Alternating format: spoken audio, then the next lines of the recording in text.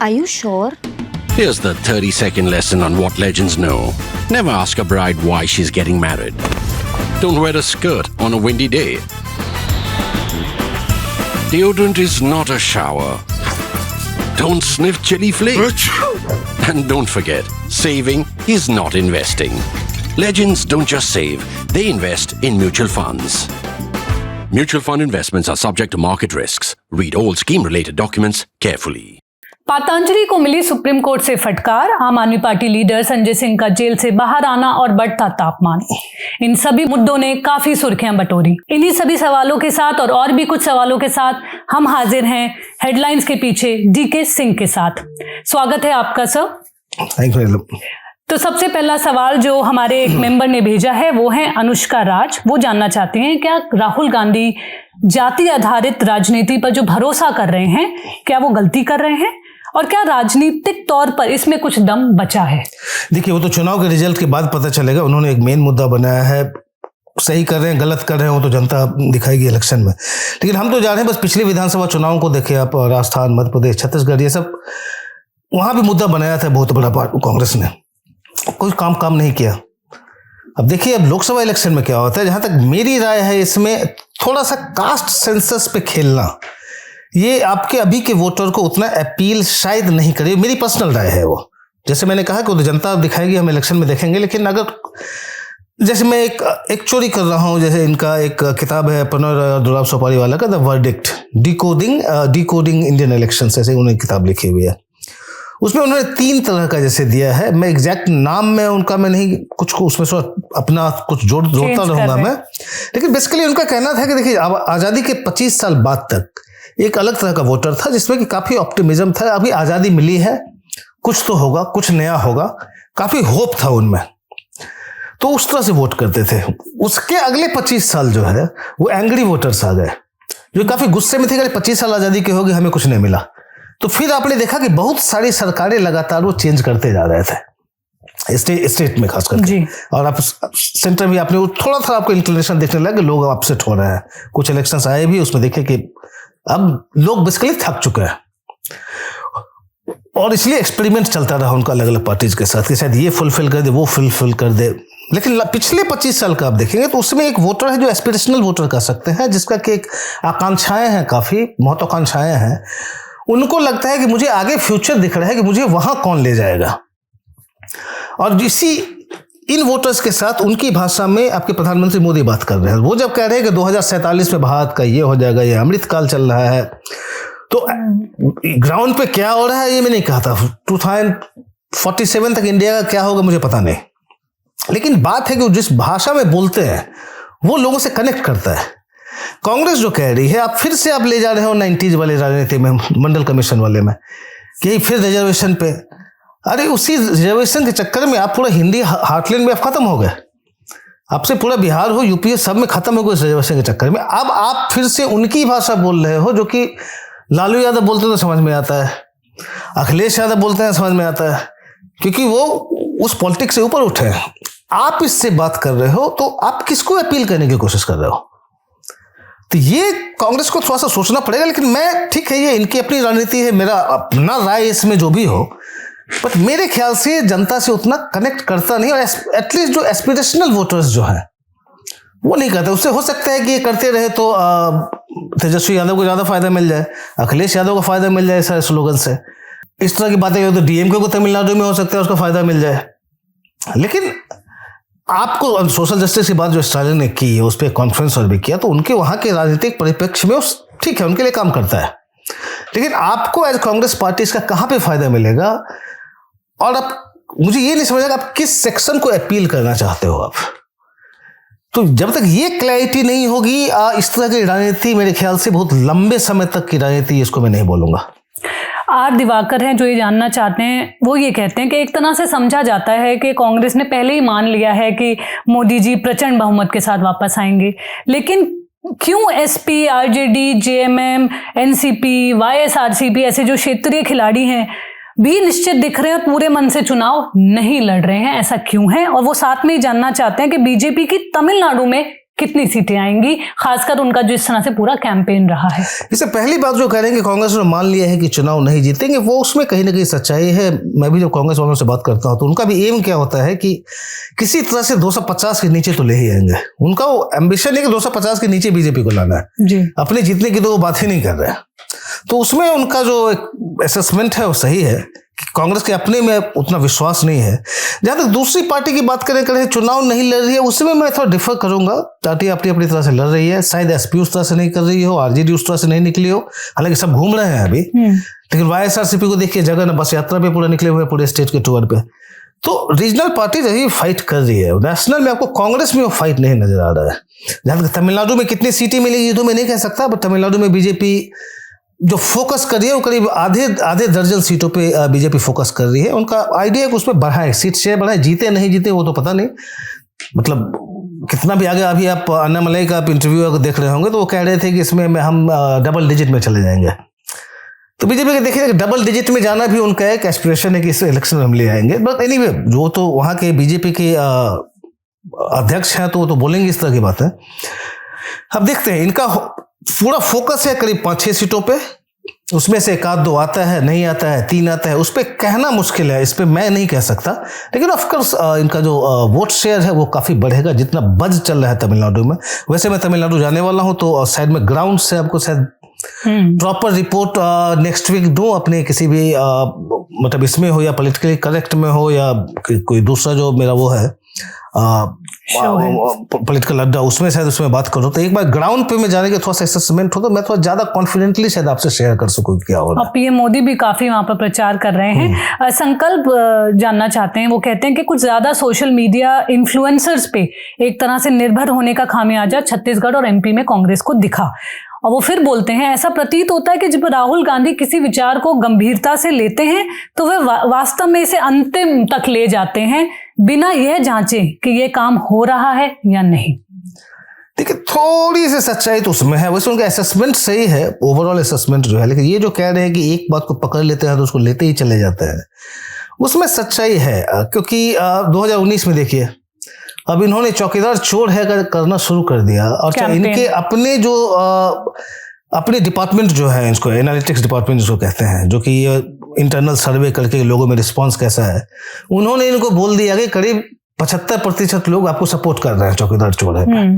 ये मान भी गए, लगातार पूरा कैंपेन ही उस पर चलता चला गया। इतना उस पर फोकस कर दिया कि उन्होंने जो न्याय जो एक स्कीम लेके आए थे, मतलब प्रॉमिस जो था इलेक्शन मैनिफेस्टो में कि आपको 72,000 रुपया गरीब फैमिली को साल का मिलेगा, वो एकदम मामला मुद्दा हट ही गया, सीधे आगे चौकीदार चोर है। और उसमें फिर आपने देखा कि सोशल मीडिया में कैसे सबने अपना बीजेपी में अपना बना लिया, हाँ मैं हूं चौकीदार, मैं हूं चौकीदार, उल्टा पड़ा। अभी फिर जैसे कास्ट सेंसस पे पड़े हैं तो लगे जा रहे हैं। अब इन्होंने फिर से नई मैनिफेस्टो में 72,000 को न्याय का एक नया न्याय लेके आए हैं, जिसमें कि 1 लाख रुपया पर एनम जो है हर सालाना, ये कह रहे हैं कि हर एक गरीब परिवार को देंगे। अब इतना बड़ा प्रॉमिस है, उसकी बात अब करो। तो वो इधर उधर छिटपुट कुछ बात करते थे, फिर से लगे हुए हैं यही कि एक तो मोदी पे पर्सनल अटैक होगा, और दूसरा वही कास्ट सेंसस का लेके चले, मेन मुद्दा बना लिया है। अब जैसे अमित शाह कुछ दिन पहले कुछ रिपोर्टर्स को बोल रहे थे कि वो हालांकि मजाक से कह रहे थे, इसी सेंस में मैं भी कहना चाहूंगा, वो कहते थे कि राहुल जी का जो है ना, उनको कोई एक चिट पकड़ा देता है और फिर उसी को बोलते रहते हैं, फिर 6 महीना बाद जब तक कोई दूसरा चिट नहीं है वो उसी पे बोलते रहते हैं। अब चलिए, अमित शाह बीजेपी की तरफ से इस तरह का अटैक करेंगे, मतलब ठीक है, ये उनका है, मैं वो नहीं कहूंगा। लेकिन पॉइंट है जी, ये जो ऑब्सेशन है एक ही पे कि आपने विधानसभा चुनाव के पहले से बात करनी शुरू की, रिजल्ट आपको नहीं आया, तो फिर से आप दोबारा से रीअसेस कीजिए कि काम करता है नहीं करता है। अब जैसे देखिए, ओल्ड पेंशन स्कीम में इन्होंने किया, ओल्ड पेंशन स्कीम का मतलब इन्होंने कहा था कि ओल्ड पेंशन स्कीम लाएंगे, राजस्थान ने किया, क्या हुआ? छत्तीसगढ़ ने किया, नहीं निकला। तो जब नेशनल मैनिफेस्टो लाए तो उन्होंने उसको धीरे से हटा दिया। उसकी बात नहीं, उन्होंने देखा कि इफेक्टिव नहीं, लेकिन उसमें हटाया बिकॉज चिदम्बरम जो उसको मैनिफेस्टो कमेटी के हेड थे, उनको ही पता था, शुरू से ही इसके खिलाफ थे, लेकिन वो कह नहीं पा रहे थे। इसमें हुआ जब नया मैनिफेस्टो आया, तो जब ड्राफ्ट मैनिफेस्टो लेके गए ये वर्किंग कमेटी में, तो वहां प्रियंका गांधी ने भी कह दिया कि नहीं ओपीएस होना चाहिए। लेकिन चिदम्बरम अड़े रहे, कुछ और भी पार्टी में थे कि भाई ये काम ही नहीं करता, इलेक्टोरली कहाँ पे काम किया, तो उन्होंने नहीं किया। लेकिन उसमें तो चिदम्बरम अड़ गए। अब कास्ट सेंसस में कौन जाके बोले, कि भाई ये काम नहीं कर रहा है, फिर से रीअसेस करते हैं। बिकॉज बाकी भी जो इंडिया अलायंस वाली पार्टी है, इंडिया ब्लॉक की पार्टी है, वो भी इसको बोलते जा रहे हैं। हालांकि ममता बनर्जी नहीं बोलती वैसे अब देखे तो, लेकिन कई पार्टी है जो इसको सपोर्ट कर रही है। तो उस एक ट्रैप में जैसे कांग्रेस फंस गई, हम इसी की बात करते ही रहेंगे। तो वो जो संकल्प जो कह रहे हैं कि ये जो फंस जाते हैं, एक मुद्दे को छोड़ते ही नहीं, वो एक्चुअली होता है कि आपको बहुत ही मोबाइल डायनामिक पार्टी होना होता है। अब जैसे आप बीजेपी का कैंपेन अभी देख लीजिए, शुरू किया उन्होंने राम मंदिर पे पूरा का पूरा फोकस था। ये लगातार सर्वे करते रहते हैं कि कौन सा इशू आ रहा है, चल रहा है, कौन नहीं आ रहा है। फिर अब धीरे धीरे लगातार आप देखेंगे इशू चेंज होता चला जाएगा। अभी अब देखिए प्रधानमंत्री जो है सो अभी राम मंदिर की बात करते हैं, लेकिन फिर अचानक नेशनलिज्म में, मतलब नेशनल सिक्योरिटी की बात आने लगी है, हिंदुत्व पे पूरा फोकस होने लगा है। तो वो लगातार ग्राउंड पे असेसमेंट करते रहते हैं कि ये मुद्दा चल रहा है, इसको चलाएंगे, ये मुद्दा नहीं चल रहा है, फिर वो चेंज कर जाएंगे, फिर नए मुद्दे ले आएंगे। जो कि एक डायनामिक पार्टी को भी, मोबाइल पार्टी जो मोबिलिटी होनी चाहिए थॉट प्रोसेस में भी, वो जो बीजेपी में है, जो कांग्रेस में नहीं दिख रही है। वो इसलिए है क्योंकि वो चिंतन नहीं होता पार्टी के अंदर में। सीधे एक ऊपर किसी ने डिसाइड कर लिया, एक टॉप नेता है या दो टॉप नेता है, उनके आसपास से 4-5 लोग डिसाइड कर लिया कि यही सही है। और अगर टॉप नेता ने कह दिया कि ये बहुत अच्छी चीज है, तो बाकी सब लोग कहेंगे बहुत अच्छी चीज है। तो वो कभी बार बार जाके ग्राउंड पे नहीं देखने की कोशिश करते हैं कि जनता क्या देख रही है। और इसलिए आप देखते हैं कि एक मुद्दे को पकड़ा था, अच्छा ठीक है 2024 में कास्ट सेंसस ही रहेगा, 2019 में चौकीदार चोर था, 2029 में पता नहीं फिर कोई एक मुद्दा का आप देखेंगे वही होगा फिर। और प्रतीक शिंदे जानना चाहते हैं, महाराष्ट्र में बीजेपी गठबंधन के खिलाफ एमवीए कैसे खड़ी है? क्या भाजपा निगलने से ज्यादा चबा गई है? और अब तक के चुनाव सर्वे आपको क्या सुझाव दे रहे हैं? देखिए भाजपा में प्रॉब्लम हो तो रहा है। अभी देखिए करीब 1 दर्जन सीट है उसमें, मतलब तीनों पार्टनर्स जो हैं, अजित पवार और शिंदे और फडणवीस, ये तीनों बैठ के 1 दर्जन सीट पे यही फैसला नहीं कर पा रहा है। अब जैसे आप देखेंगे नीचे आप कोंकण में रत्नागिरी बीजेपी चाह रही है, सेना देने को तैयार नहीं है। थाने में एकनाथ शिंदे के बेटे हैं वहां पे श्रीकांत शिंदे, वो बीजेपी करी है, हमें दे दो। कई जगहों पे उनका टसल चल रहा है। तो वो इशू तो है, उसमें क्या हो गया है कि फोकस सीट में ही अपने में इतना समय राइवलरी हो गया कि इनका कैंपेन का फोकस नहीं बन पा रहा है। अब सारे के सारे इस भरोसे है कि एक बार मोदी जी कैंपेन करना शुरू करेंगे, हमारा सब ठीक हो जाएगा। लेकिन ऐसे नहीं होता कि अकेले मोदी जी आपको पूरा जिता देंगे, क्योंकि स्टेट में अभी वो बन नहीं रहा उस तरह का इनमें। मतलब ये तो रूलिंग कोalition की बात करो, एमवीए ने अपना सीट शेयरिंग किया है, देखिए उनका फिर कैसे जाता है अब तक। और वो एक चीज और पूछना चाहते हैं आपसे, वो बोल रहे हैं 7 चरण के चुनाव हो रहे हैं, क्या इससे बीजेपी को फायदा मिलेगा? ये हमेशा बीजेपी को ऐसे लंबे चुनाव में फायदा मिलता है। देखिए बीजेपी का यूएसपी जो है ना, वो है नरेंद्र मोदी। उनको जितना ज्यादा वो घुमा सके, जितना ज्यादा उनका फोकस रहेगा, जितने ज्यादा जगह ले जाएंगे वो, उतना ज्यादा बीजेपी को फायदा होगा। तो जितने ज्यादा चरण के चुनाव होते हैं, इस तरह से बीजेपी को फायदा करती है। और एक प्रश्न तपेमच पूछना चाहते हैं, वो एक गार्डियन न्यूज़पेपर में एक रिपोर्ट छपी थी जिसके बारे में पूछ रहे हैं, उसके बारे में आपके क्या विचार हैं? जिसमें भारत द्वारा भारत के प्रति शत्रुतापूर्ण आतंकवादी समूहों को खत्म करने के उद्देश्य से पाकिस्तान के भीतर हत्याओं को निशाना बनाने के बारे में बताया गया है। देखिए गार्डियन की रिपोर्ट पे तो मैं नहीं कहूंगा, और एनीवे ये हमारा देश का दूसरे देश से संबंधों की बात है, तो इस पर मैं कमेंट नहीं करना चाहूंगा। लेकिन मैं केवल राजनाथ सिंह को कोट कर रहा हूँ। गार्डियन रिपोर्ट के बारे में एक टीवी चैनल के इंटरव्यू में पूछा गया था, तो उन्होंने कहा कि अगर दूसरे देश से आतंकवादी आते हैं और फिर कुछ करने के डिस्टर्ब करने आएंगे, फिर घुस के अगर पाकिस्तान में जाएंगे तो हम फिर घुस के मारेंगे। उसके बाद अपने मोदी जी का भी सुना, एक्चुअली मेरे ख्याल से उसी दिन उनका भी था। वो पाकिस्तान को उन्होंने नाम नहीं लिया, लेकिन उन्होंने कहा कि ये जो कुछ देश हैं, जो कि छोटे मोटे देश, जो कि जिसमें कि आटे के लिए भी तरस रहे हैं, वहां से आतंकवादी आते हैं। पहले की सरकारें थी जो कि दूसरे से मदद के लिए जाते थे, लेकिन हम हैं जो कि हम उनके घर में घुस के मारते हैं। पाकिस्तान का नाम नहीं लिया, लेकिन जो कह रहे हैं ना आटे के लिए तरस रहे हैं। पाकिस्तान में बहुत बड़ा क्राइसिस चल रहा है आटा का। वहां आटा अभी कराची में, लाहौर में 150-160 रुपए किलो मिल रहा है, मतलब गेहूं का आटे को लेकर वहां क्राइसिस। तो जब वो कह रहे हैं आटे के लिए तरस रहे हैं, उनका इशारा पाकिस्तान की तरफ भी है, और उसका एक तरह से जवाब भी दे रहे हैं मोदी जी भी।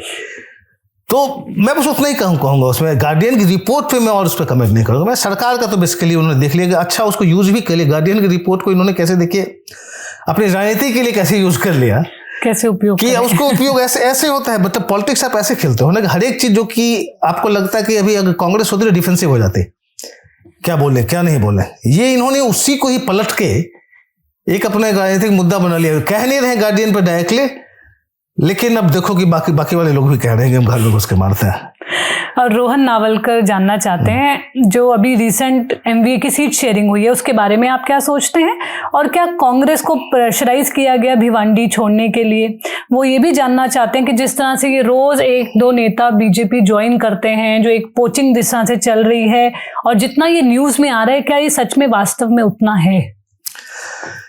पहला पार्ट इनके क्वेश्चन का है कि कांग्रेस को प्रेशराइज किया गया। हाँ, कांग्रेस ने काफी कुछ सरेंडर किया। जैसे देखिए, सांगली सीट सेना ले गई, उसका सेना कोई लेना देना नहीं, वहां पे कांग्रेस का ट्रेडिशनल सीट रहा है।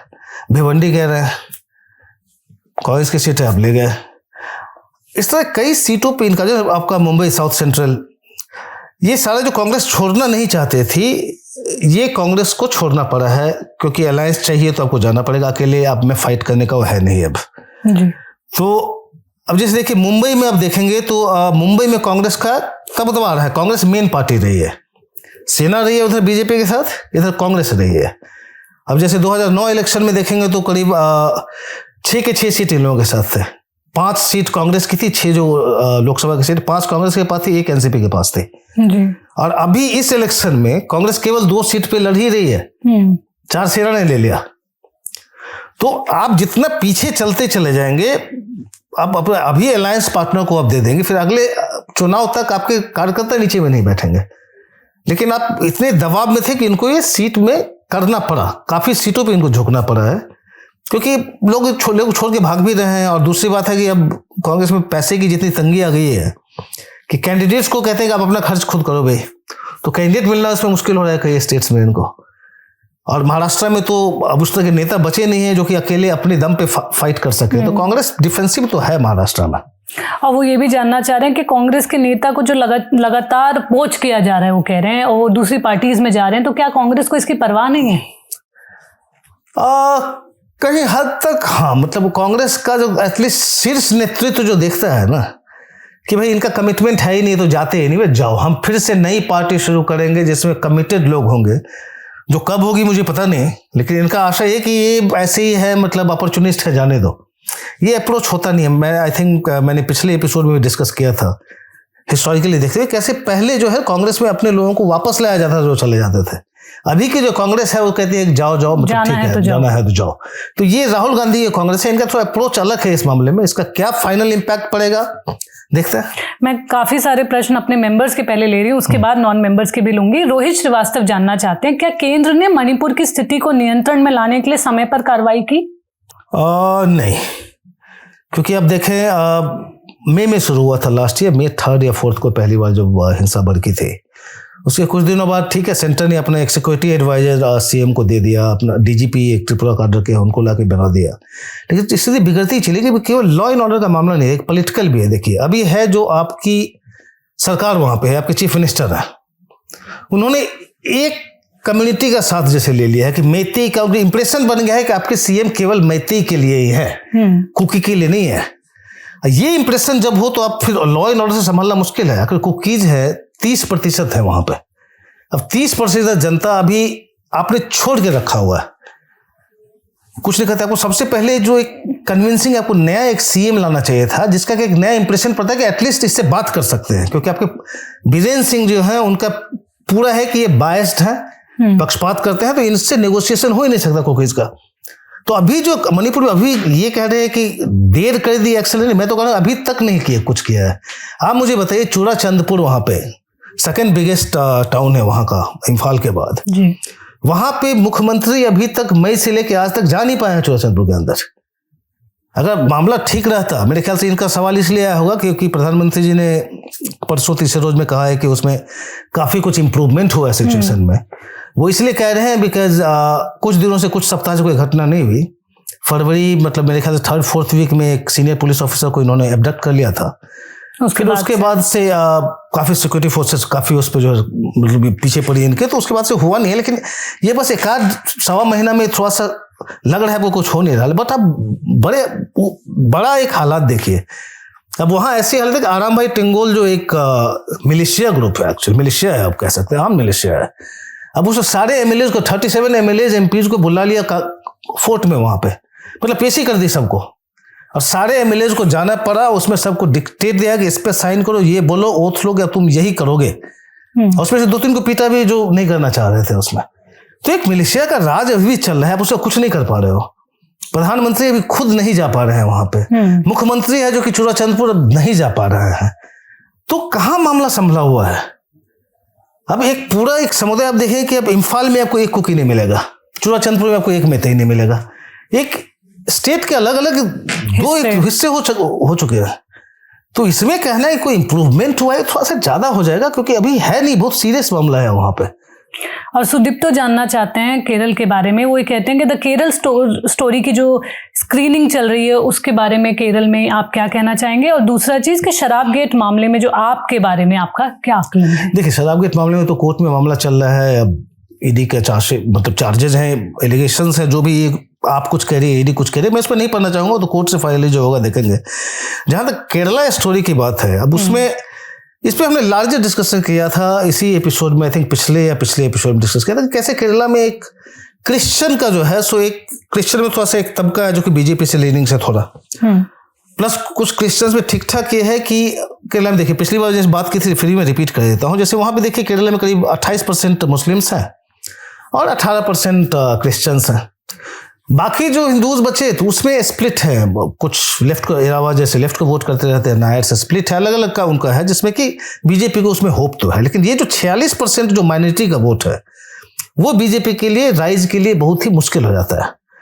तो उसमें अगर क्रिश्चियन वोटर टूटा, जो क्रिश्चियन वोटर्स वहां का कांग्रेस का ट्रेडिशनली रहा है जी, तो अगर क्रिश्चियन वोटर टूटा कांग्रेस का और कुछ मुस्लिम वोटर्स टूट, और उसमें मुस्लिम्स में अगर एलडीएफ यूडीएफ में स्प्लिट हुआ, तो फिर इनका बनता है बीजेपी के ऊपर आना। तो ये एक लार्जर कॉन्टेक्स्ट है वहां के राजनीति का।